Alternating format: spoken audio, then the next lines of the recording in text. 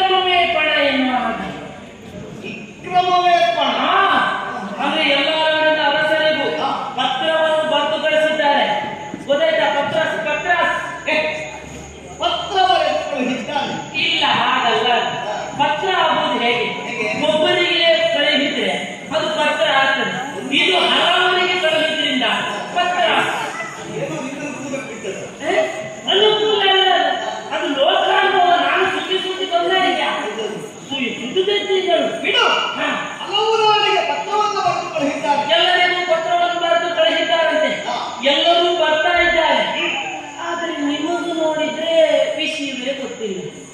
ಇದು ನಿಮ್ಮಲ್ಲಿ ವಿಕ್ರಮ ಇಲ್ಲ ಅಂತಲೋ ಅಥವಾ ನಿಮಗೆ ಗೊತ್ತಾಗಬಾರ್ದಂತಲೋ ಮಾತ್ರ ಗೊತ್ತಾಗಲಿಲ್ಲ.